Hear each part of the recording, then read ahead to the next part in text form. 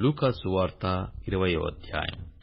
ఆ దినములలో ఒకనాడు ఆయన దేవాలయములో ప్రజలకు బోధించుచు సువార్త ప్రకటించుచున్నప్పుడు ప్రధాన యాజకులను శాస్త్రులను పెద్దలతో కూడా ఆయన మీదికి వచ్చి, నీవు ఏ అధికారము వలన ఈ కార్యము చేయుచున్నావో, ఈ అధికారము నీకెవడు ఇచ్చెనో మాతో చెప్పుమని ఆయనను అడిగిరి. అందుకాయన, నేనును మిమ్మును ఒక మాట అడుగుదును, అది నాతో చెప్పుడి.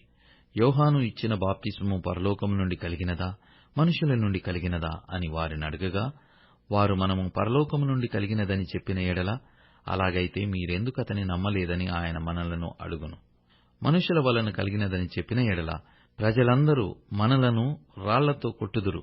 ఏలయనగా యోహాను ప్రవక్త అని అందరును రూఢిగా నమ్ముచున్నారని తమలో తాము ఆలోచించుకొని, అది ఎక్కడి నుండి కలిగినదో మాకు తెలియదని ఆయనకు ఉత్తరమిచ్చిరి. అందుకు యేసు, ఏ అధికారము వలన ఈ కార్యములు చేయుచున్నానో నేనును మీతో చెప్పనని వారితో ననెను. అంతటా ఆయన ప్రజలతో ఈ ఉపమానము చెప్పసాగాను. ఒక మనుష్యుడు ద్రాక్షతోట నాటించి కాపులకు గుత్తకిచ్చి దేశాంతరము పోయి బహుకాలముండెను. పంటకాలమందు అతడు ఆ ద్రాక్షతోట పంటలో తన భాగమిమ్మని ఆ కాపుల యొద్దకొక దాసుని పంపగా, ఆ కాపులు వానిని కొట్టి వట్టి చేతులతో పంపివేసిరి.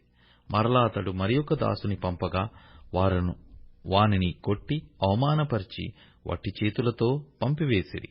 మరలనతడు మూడవ వాణ్ణి పంపగా, వారు వానిని గాయపరిచి వెలుపలికి త్రోసివేసిరి. అప్పుడా ద్రాక్షతోట యజమానుడు, నేనేమి చేతును? నా ప్రియకుమారుని పంపుతును, ఒకవేళ వారు అతని సన్మానించెదరనుకొనెను. అయినను ఆ కాపులు అతనిని చూచి, ఇతడు వారసుడు, ఈ స్వాస్థ్యము మనదగునట్లు ఇతని చంపుదము రండని ఒకరితోనొకరు ఆలోచించుకొని అతనిని ద్రాక్షతోట వెలుపలికి త్రోసివేసి చంపిరి. కాబట్టి ఆ ద్రాక్షతోట యజమానుడు వారికేమి చేయును? అతడు వచ్చి ఆ కాపులను సంహరించి తన ద్రాక్షతోటను ఇతరులకు ఇచ్చునని ఆయన చెప్పగా, వారు విని అట్లు కాకపోవునుగాకనిరి.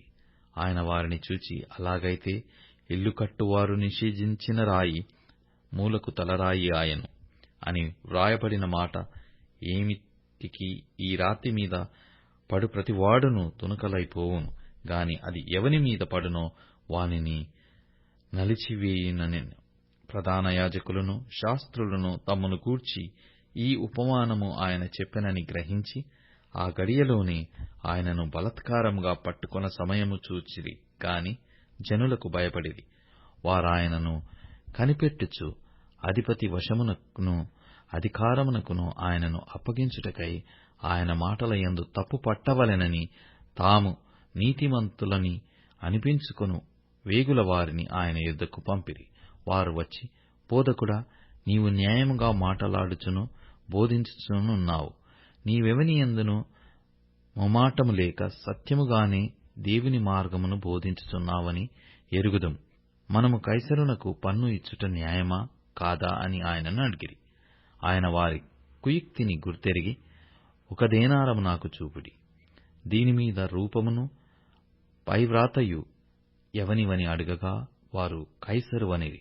అందుకాయన, అలాగైతే కైసరువి కైసరునకును, దేవునివి దేవునికిని చెల్లించుటని వారితో చెప్పెను.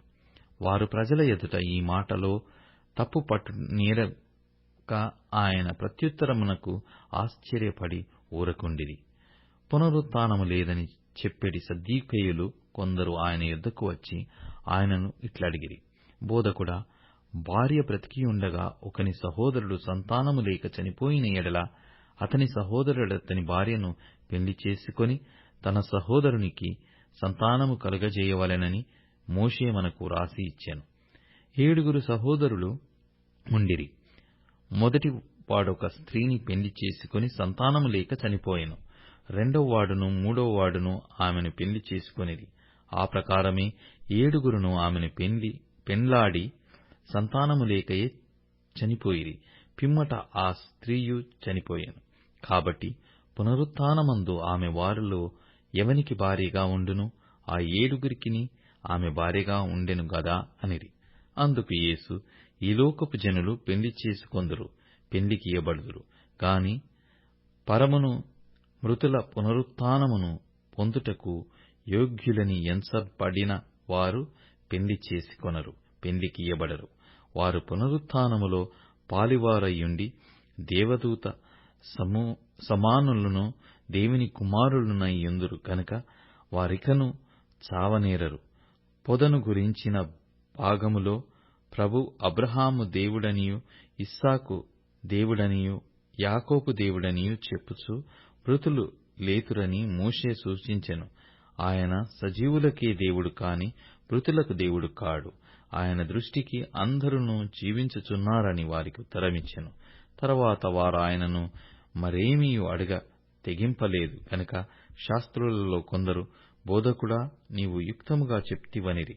ఆయన వారితో, క్రీస్తు దావీదు కుమారుడని జనులేలాగు చెప్పుచున్నారు?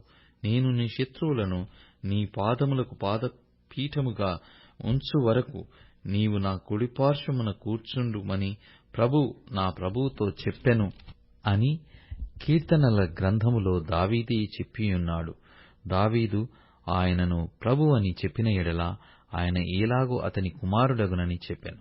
ప్రజలందరూ వినుచుండగా ఆయన ఇట్లనెను, శాస్త్రులను గూర్చి జాగ్రత్తపడుడి.